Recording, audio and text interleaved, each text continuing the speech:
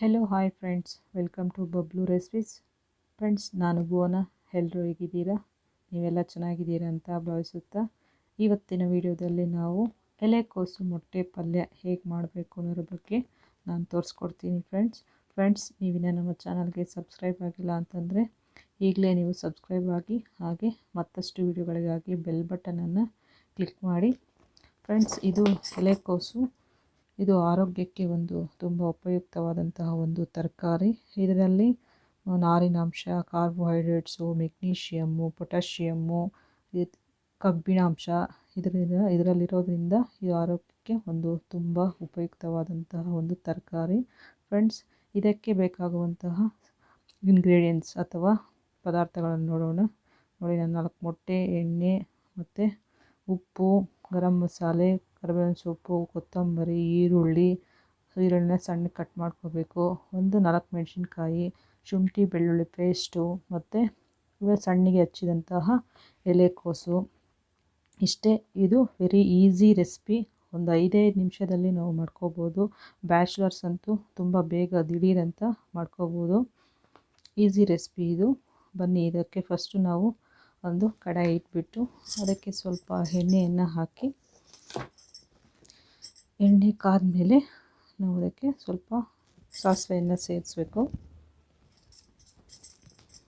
ಈಗ ಸಣ್ಣಗೆ ಹಚ್ಚಿದಂತಹ ಆನಿಯನ್ಸ್ ಅಂದರೆ ಈರುಳ್ಳಿಯನ್ನು ಸೇರಿಸ್ಕೊಂಡು ಸ್ವಲ್ಪ ಲೋ ಫ್ಲೇಮಲ್ಲೇ ನೀವು ಡೀಪ್ ಫ್ರೈ ಮಾಡ್ತಾ ಹೋಗಿ.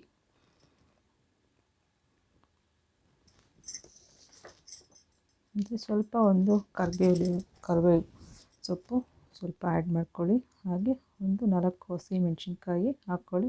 ಹಸಿಮೆಣ್ಸಿನ್ಕಾಯಿ ಬೇಡ ಅಂತಂದರೆ ಕೂಡ ನೀವು ಮೆಣಸಿನ ಪುಡಿಯನ್ನು ಹಾಕ್ಕೋಬೋದು. ಅಂದರೆ ಈಗಲ್ಲ, ಲಾಸ್ಟಲ್ಲಿ ಹಾಕ್ಕೋಬೇಕು.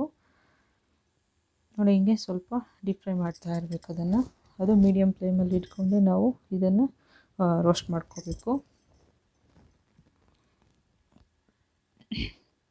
ನೋಡಿ, ಸ್ವಲ್ಪ ಕಲರ್ ಬರ್ತಾ ಇದೆ ಈರುಳ್ಳಿ. ಇವಾಗ ನಾವು ಇದಕ್ಕೆ ಸ್ವಲ್ಪ ಶುಂಠಿ ಬೆಳ್ಳುಳ್ಳಿ ಪೇಸ್ಟು ಚಚ್ಕೊಂಡಿದ್ದೆ, ಅಂದರೆ ಫ್ಲೇವರ್ ಚೆನ್ನಾಗಿರುತ್ತೆ, ಟೇಸ್ಟ್ ಚೆನ್ನಾಗಿರುತ್ತೆ. ಅದಕ್ಕೆ ನಾನು ಶುಂಠಿ ಬೆಳ್ಳುಳ್ಳಿ ಪೇಸ್ಟನ್ನು ಸ್ವಲ್ಪ ನಾನೇ ಮನೆಯಲ್ಲಿ ತಯಾರು ಮಾಡಿಕೊಂಡು ಹಾಕ್ತೀನಿ.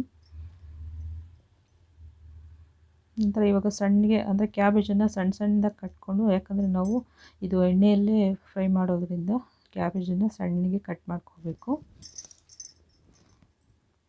ನೋಡಿ, ಇದು ಹೆಲ್ತಿಗೆ ತುಂಬ ಉಪಯುಕ್ತ ಕ್ಯಾಬೇಜು. ಇದು ನಮ್ಮ ಚರ್ಮದ ಸೌಂದರ್ಯವನ್ನು ಹೆಚ್ಚಿಸುತ್ತದೆ, ಅಂದರೆ ಸುಕ್ಕು ಕಟ್ತೀರ ಕಾಂತಿಯನ್ನು ಹೆಚ್ಚಿಸುತ್ತದೆ. ಮತ್ತು ನಮ್ಮ ದೇಹದಲ್ಲಿನ ಕೊಬ್ಬಿನ ಪ್ರಮಾಣ ಅಂತಂದರೆ ಕೊಲೆಸ್ಟ್ರಾಲನ್ನು ಕಡಿಮೆ ಮಾಡುತ್ತೆ. ಇನ್ನು ಹಲವಾರು ಯೂಸಸ್ ಇದೆ ಇದು ಕ್ಯಾಬೇಜು. ಇದು ಹೆಲ್ತಿಗೆ ಒಂದು ತುಂಬ ಉಪಯುಕ್ತವಾದಂತಹ ಒಂದು ತರಕಾರಿ.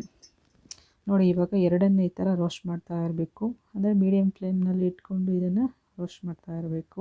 ಯಾಕಂದರೆ ಕ್ಯಾಬೇಜ್ ಎಲ್ಲ ಚೆನ್ನಾಗಿ ರೋಸ್ಟ್ ಆಗಬೇಕಲ್ವಾ, ಅದಕ್ಕೆ ಅದನ್ನು ಹಿಂಗೆ ಮಿಕ್ಸ್ ಮಾಡ್ತಾ ರೋಸ್ಟ್ ಮಾಡಬೇಕು.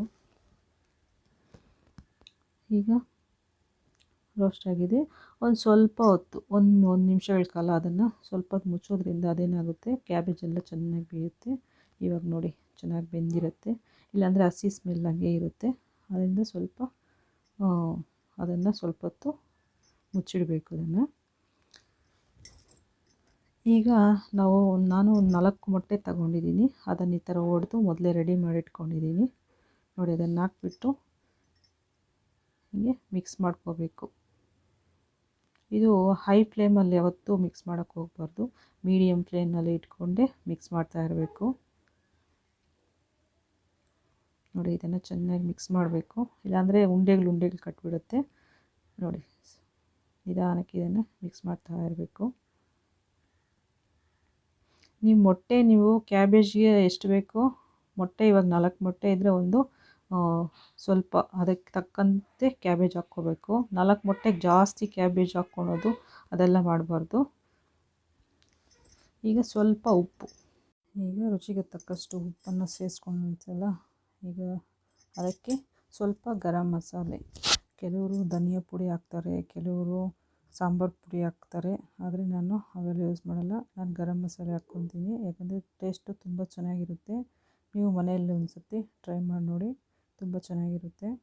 ನೋಡಿ ಅದನ್ನು ಎಲ್ಲ ಉಪ್ಪು ಮತ್ತು ಗರಂ ಮಸಾಲೆ ಹಾಕಿದ್ಮೇಲೆ ಸ್ವಲ್ಪ ಮಿಕ್ಸ್ ಮಾಡಬೇಕು. ಹಾಗೆ ಒಂದು ಮೀಡಿಯಮ್ ಫ್ಲೇಮ್ನಲ್ಲಿ ಇಟ್ಟು ಮಿಕ್ಸ್ ಮಾಡ್ತಾ ಇರಬೇಕು. ಚೆನ್ನಾಗಿ ಕಲಿಸ್ಬೇಕು ಅದನ್ನು.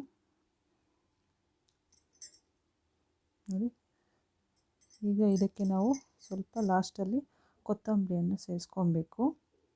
ನೋಡಿ ಕೊತ್ತಂಬರಿಯನ್ನು ಸಣ್ಣಗೆ ಹಚ್ಬಿಟ್ಟು ಈ ಥರ ಹಾಕಿ ಅದಕ್ಕೆ ಇದು ಲಾಸ್ಟಲ್ಲಿ ಹಾಕೋದ್ರಿಂದ ಇದು ಫ್ಲೇವರು ಹಂಗೆ ಹಿಡಿದು ಟೇಸ್ಟ್ ತುಂಬ ಚೆನ್ನಾಗಿರುತ್ತೆ.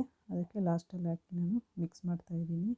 ಈಗ ಬಿಸಿ ಬಿಸಿಯಾದ ಟೇಸ್ಟಿಯಾದ ಎಲೆಕೋಸಿನ ಮೊಟ್ಟೆ ಪಲ್ಯ ರೆಡಿಯಾಗಿ ಚಪಾತಿ ಮತ್ತು ಅನ್ನಕ್ಕೆ ತುಂಬ ಚೆನ್ನಾಗಿರುತ್ತದೆ.